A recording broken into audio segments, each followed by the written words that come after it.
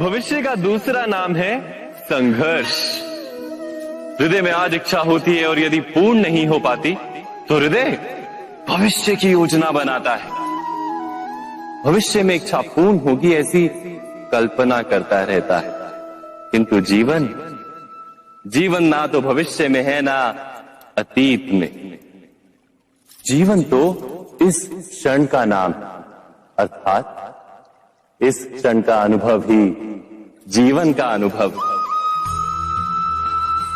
पर हम ये जानते हुए भी इतना सा सत्य समझ नहीं पाते। या तो हम बीते हुए समय के स्मरणों को घेर कर बैठे रहते हैं, या फिर आने वाले समय के लिए हम योजनाएं बनाते रहते हैं और जीवन जीवन बीत जाता है।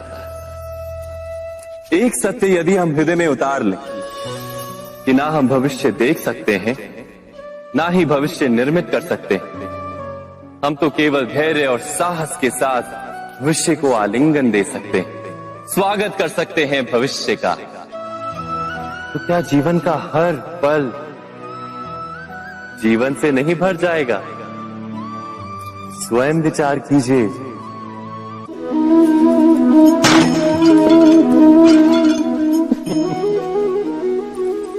कभी कभी कोई घटना मनुष्य के जीवन की सारी योजनाओं को तोड़ देती और मनुष्य उस आघात को अपने जीवन का केंद्र मान लेता। पर क्या भविष्य मनुष्य की योजनाओं के आधार पर निर्मित होते हैं? नहीं। जिस प्रकार किसी ऊंचे पर्वत पर सर्वप्रथम चढ़ने वाला उस पर्वत की तलाई में बैठकर जो योजना बनाता है, क्या वही योजना उसे उस पर्वत की चोटी तक पहुंचाती? नहीं। वास्तव में वो जैसे जैसे ऊपर चढ़ता है वैसे वैसे उसे नई नई चुनौतियां, नई नई विडंबनाएं, नए नए अवरोध मिलते हैं। प्रत्येक पद पर वो अपने अगले पद का निर्णय करता है। प्रत्येक पद पर उसे अपनी योजनाओं को बदलना पड़ता है। कहीं पुरानी योजना उसे खाई में ना ढकेल दे। वो पर्वत को अपने योग्य नहीं बना पाता, केवल स्वयं को पर्वत के योग्य बना सकता है। क्या जीवन के साथ भी ऐसा ही नहीं? जब मनुष्य जीवन में किसी एक चुनौती को, एक अवरोध को अपने जीवन का केंद्र मान लेता है, अपने जीवन की गति को ही रोक देता है, तो वो अपने जीवन में सफल नहीं बन पाता और ना ही सुख और शांति प्राप्त कर पाता। अर्थात जीवन को अपने योग्य बनाने के बदले स्वयं अपने को जीवन के योग्य बनाना ही सफलता और सुख का एकमात्र मार्ग नहीं। स्वयं विचार कीजिए।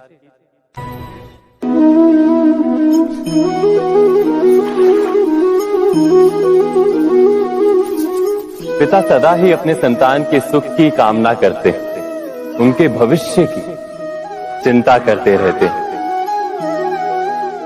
इसी कारणवश सदा ही अपने संतानों के भविष्य का मार्ग स्वयं निश्चित करने का प्रयत्न करते रहते। जिस मार्ग पर पिता स्वयं चला है, जिस मार्ग के कंकर पत्थर को स्वयं देखा है, मार्ग की छाया, मार्ग की धूप को स्वयं जाना है, उसी मार्ग पर उसका पुत्र भी चले, यही इच्छा रहती है हर पिता की। निस्संदेह उत्तम भावना है ये, किंतु 3 प्रश्नों के ऊपर विचार करना हम भूल ही जाते हैं। कौन से प्रश्न? प्रथम प्रश्न, क्या समय के साथ प्रत्येक मार्ग बदल नहीं जाते? क्या समय सदा ही नई चुनौतियों को लेकर नहीं आता? तो फिर बीते हुए समय के अनुभव नई पीढ़ी को किस प्रकार लाभ दे सकते हैं? दूसरा प्रश्न, क्या प्रत्येक संतान अपने माता पिता की छवि होता है? हाँ, संतानों को संस्कार तो अवश्य माता पिता देते हैं, किंतु भीतर की क्षमता तो ईश्वर देते हैं। तो जिस मार्ग पर पिता को सफलता मिली है, विश्वास है कि उसी मार्ग पर उसकी संतानों को भी सफलता और सुख प्राप्त होगा। तीसरा प्रश्न, क्या जीवन के संघर्ष और चुनौतियां लाभकारी नहीं होती? क्या प्रत्येक नया प्रश्न एक नए उत्तर का द्वार नहीं खोलता? तो फिर संतानों को नए नए प्रश्नों, संघर्षों और चुनौतियों से दूर रखना, ये उनके लिए लाभ करना कहलाएगा या हानि पहुंचाना? अर्थात जिस प्रकार संतान के भविष्य का निर्माण करने के बदले उसके चरित्र का निर्माण करना श्रेष्ठ है, वैसे संतानों के जीवन का मार्ग निश्चित करने के बदले उन्हें नए संघर्षों के साथ जूझने के लिए मनोबल व ज्ञान देना अधिक लाभदायक नहीं होगा? स्वयं विचार कीजिए।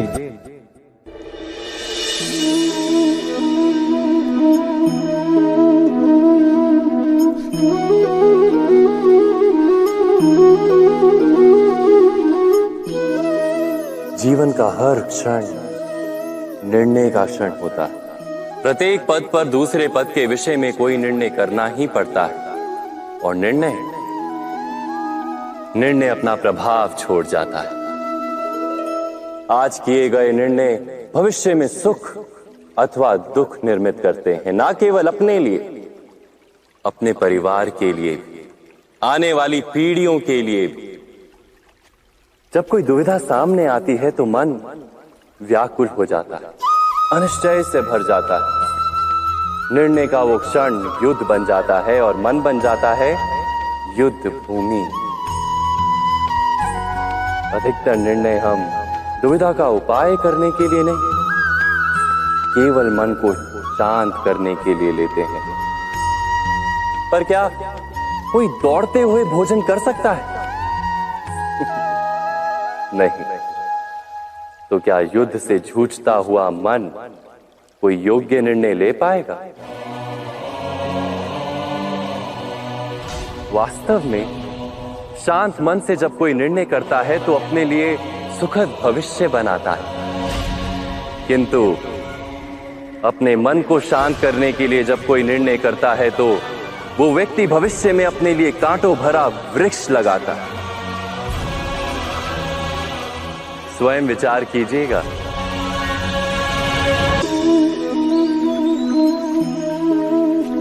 सबके जीवन में ऐसा प्रसंग अवश्य आता है कि सत्य कहने का निश्चय होता है हृदय में, किंतु मुख से सत्य निकल नहीं पाता।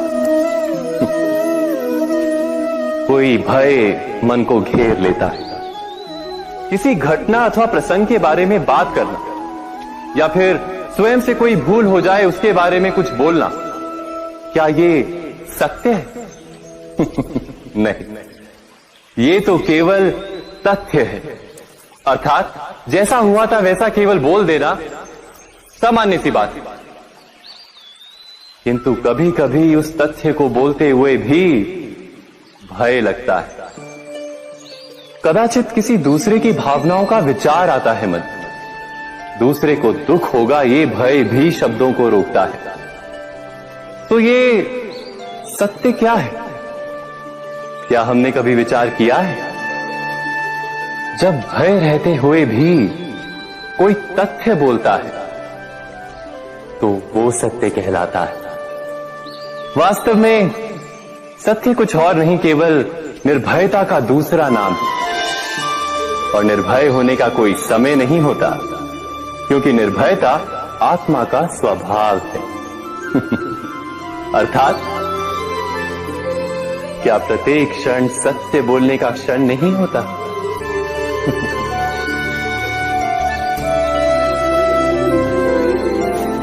स्वयं विचार कीजिए।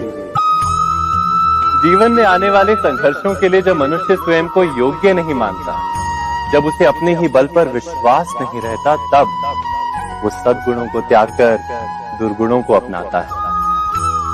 वस्तुतः मनुष्य के जीवन में दुर्जनता जन्म ही तब लेती है जब उसके अंतर में आत्मविश्वास नहीं होता। आत्मविश्वास ही अच्छाई को धारण करता है। ये आत्मविश्वास है क्या?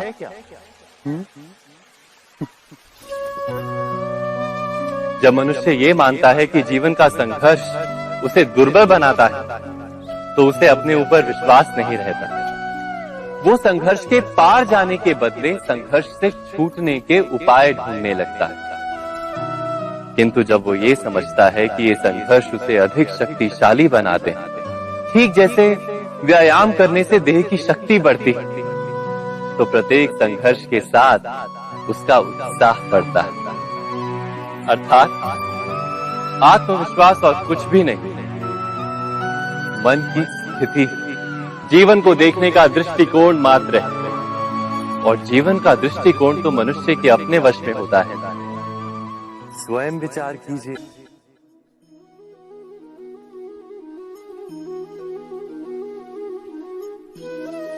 ज्ञान प्राप्ति सदा ही समर्पण से होती है, ये हम सब जानते हैं। किंतु समर्पण का वास्तविक महत्व क्या है?